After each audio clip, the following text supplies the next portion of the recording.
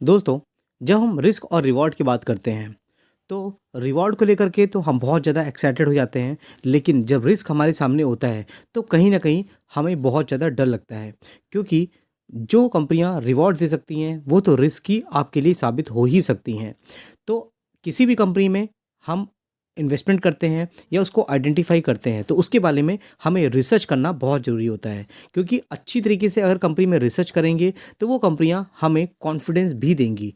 और किसी भी कंपनी में इन्वेस्टमेंट करने से पहले आपको कंपनी के बारे में, मैनेजमेंट के बारे में सब कुछ डिटेल में जानना बहुत ज़रूरी होता है, खासकर जो कंपनियां छोटी होती हैं। तो इस वीडियो में हम कुछ छोटी कंपनी के बारे में डिस्कस करने वाले हैं। अगर आप बड़ा रिवॉर्ड की एक्सपेक्टेशन रखते हो, तो ऐसी रिस्की कंपनी को आपको आइडेंटिफाई करना ही पड़ेगा।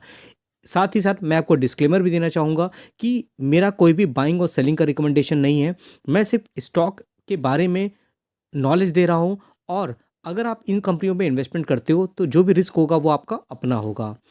हाँ, स्टॉक के बारे में आइडेंटिफ़ाई करना इसलिए इम्पोर्टेंट होता है कि अगर आपने कंपनी को लेकर रखा है, तो आपको कॉन्फिडेंस मिलता है और आपको पता भी चलता है कि ऐसी कंपनियाँ हैं जो मार्केट में एग्ज़िस्ट करती हैं। तो सिर्फ़ कंपनी के बारे में आप नोन हो, बाकी आगे आप डिसीज़न आपका होता है। फिर दोस्तों बात करें कंपनियों की, तो ये दोस्तों पार ड्रग एंड केमिकल लिमिटेड, ये कंपनी बहुत छोटी है। एसएमई स्टॉक कह सकते हैं इसको। 216 के प्राइस में है, 5% का यहाँ पे तेज़ी देखने को मिल रही है। कोई अपर सर्किट नहीं है, ट्रेडिंग होती हुई दिख रही है। 5 दिन का चार्ट देखोगे, करेक्शन देखने को मिलेगा। जितना ज़्यादा करेक्शन था, उस हिसाब से यहाँ पर रिकवरी भी देखने को मिल रही है यहाँ पर। 265 करोड़ की मार्केट कैपिटलाइज़ेशन है। अब देखिए, कंपनी का प्राइस भी छोटा है, मार्केट कैपिटलाइजेशन भी छोटी है। अब इसमें हमारा सबसे पहली रिस्पॉन्सिबिलिटी क्या होती है कि हम कंपनी के बिज़नेस को समझें, कंपनी के जो प्रमोटर हैं उनके बारे में समझें, और कंपनी की सेल्स ग्रोथ कैसी है वो उसको भी हमें जानना बहुत इंपॉर्टेंट होता है। तो अगर आप कंपनी का चार्ट देखोगे मैक्सिमम, तो इसमें आपको काफ़ी ज़्यादा वॉलेटिलिटी देखने को मिलेगी। कंपनी एक तो माइक्रो कैप है, तो गिरावट देखोगे ऐसी ही हो सकती है, फिर तेज़ी होती है, तो टाइम टाइम पे आपको बहुत ज़्यादा पेन भी होता हुआ दिख सकता है। अगर आपने कंपनी के बारे में सही से पढ़ा है ना, तो कहीं न कहीं आप ये जो पेन है इसको हैंडल भी कर लोगे और बाय ऑन डिप भी कर लोगे। 265 करोड़ की जो मार्केट कैपिटलाइजेशन वाली कंपनियां होती हैं, उसमें फंडामेंटल जानना बहुत इंपॉर्टेंट होता है। मैं आपको बार-बार क्यों बोल रहा हूँ, रिपीट क्यों कर रहा हूँ, जिससे आपके दिमाग में ये सब चीज़ें घुस जाएँ। तो चलिए कब से ब बात करते हैं प्रमोटर से, जो कंपनियों को चलाते हैं। उनको कंपनी के बारे में सब कुछ पता होता है, तो इनकी होल्डिंग बहुत डिसेंट है। 73.37% की होल्डिंग प्रमोटर की है। हाँ, यहाँ पर आपको एफआईआईज़, डीआईएस देखने को नहीं मिलेंगे। भई क्या कंपनी बहुत छोटी है, रिस्की है। यहाँ देखोगे तो लिक्विडिटी बहुत कम होती है। पब्लिक की बात करोगे, 26.54% की होल्डिंग आपको यहाँ पे पब्लिक में देखने को मिल जाएगी, जिसमें और बड़े-बड़े इन्वेस्टर हैं जिन्होंने यहाँ पे इन्वेस्टमेंट करके रखा है। जेनएम ब्रोकिंग लिमिटेड 1.75% की होल्डिंग है, जिन्होंने अपनी होल्डिंग को यहाँ पे बढ़ाया है। और उसके अलावा और भी इन्वेस्टर हैं जिन्होंने अपनी यहाँ पे होल्डिंग बना के रखी हुई है। एक तो बात ये थी कंपनी के प्रमोटर होल्डिंग में। फिर दोस्तों आते हैं कंपनी के बैलेंस शीट में। तो कंपनी की जो रिज़र्व हैं, पहले सिर्फ 6 करोड़ के थे, यहाँ कंपनी में बोरिंग देखने को मिलती थी। तो लगातार कंपनी की जो रिज़र्व हैं आपको बढ़ते हुए दिखेंगे, 48, 59, 73 और 84। और कंपनी की जो बोरिंग है वो भी आपको लगातार कम होती हुई दिखेगी। तो मतलब कोई ना केवल बोरिंग तो कुछ है ही नहीं। सेल्स ग्रोथ की बात करेंगे तो ये भी देखना इंपॉर्टेंट है। कंपनी का रेवेन्यू पहले 19 करोड़ का था, फिर 33 हुआ, फिर 49, फिर 46, 56। दी अप एंड डाउन देखिए, फिर 75, 96, उसके बाद देखो 104। तो रेवेन्यू आप देखोगे लगातार कंपनी का यहाँ पर बढ़ता हुआ दिख रहा है।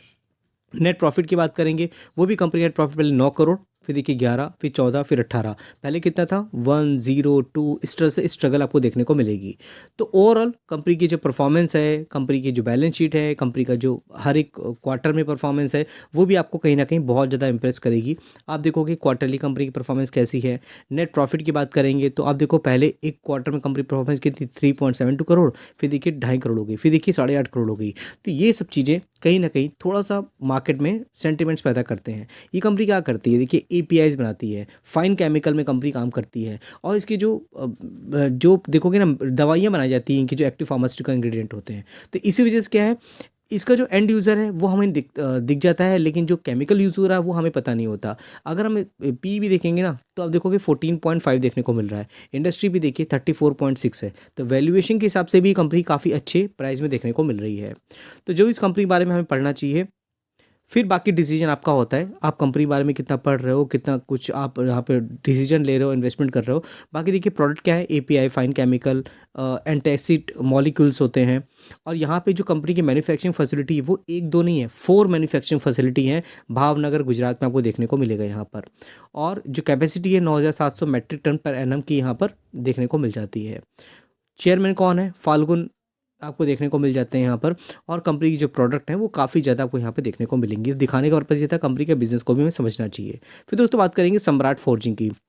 ये कंपनी 333 के प्राइस में है। करेक्शन देखिए, लोअर सर्किट लगता हुआ दिख रहा है। एक महीने में हरे निशान पे है। मैक्सिमम चार्ट आप देखोगे तो काफ़ी तेजी थी और टॉप से हमें स्टॉक में करेक्शन देखने को मिल रहा है 39% तक का। 166 करोड़ की मार्केट कैपिटलाइजेशन इस कंपनी की। और इसमें देखो कि कंपनी की जो क्वार्टरली रिजल्ट थे लास्ट 3 क्वार्टर के वो बहुत शानदार थे। आप देखो 39, 45 और 50 लगातार हर एक क्वार्टर में कंपनी के रेवेन्यू बढ़ रहा है। नेट प्रॉफिट देखोगे तो 64 लाख से 1.34 करोड़ और 1.87 करोड़, तो हर एक क्वार्टर में कंपनी परफॉर्मेंस अच्छी है। ईयर ऑन ईयर देखोगे कंपनी का रेवेन्यू 138 से 179, 161, 169 देखने को मिल रहा है यहाँ पर। नेट प्रॉफिट देखेंगे 4, 5, 3 और 4 देखने को मिल रहा है।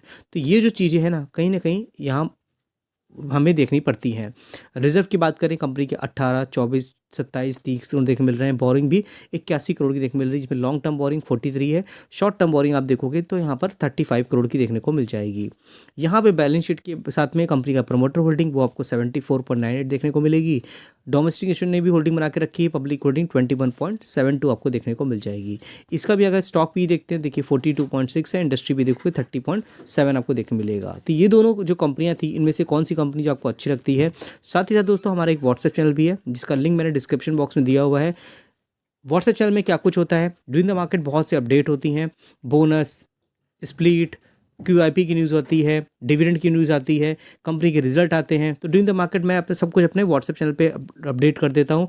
आप जाकर के उसको ज्वाइन कर सकते हैं, लिंक आपको डिस्क्रिप्शन बॉक्स में दिख जाएगा। और अगर आप जुड़ोगे हमारे साथ हमें कॉन्फिडेंस आएगा तो और भी इन्फॉर्मेटिव इन्फॉर्मेशन आपके लिए मैं शेयर करता रहूँगा वहाँ पर। अगर आप हमारे व्हाट्सएप ग्रुप में जुड़ते हो तो देखोगे इस तरह की जो न्यूज़ होती है मैं ड्यूरिंग द मार्केट ही आपके लिए लाता हूँ। जितने भी कंपनी के आईपीओ आ रहे हैं उनसे रिलेटेड क्या कुछ न्यूज़ होती है और बहुत सी चीज़ें होती हैं, कॉर्पोरेट एक्शन हो रहे हैं, फेड की न्यूज़ आ रही है, रेट कटिंग की न्यूज़ आ रही है, सारा कुछ मेरे वीडियोज़ होते हैं, पर्सनल इन्फॉर्मेशन होती है, सब कुछ आपको यहाँ पर मेरे व्हाट्सएप में देखने को मिलेगा।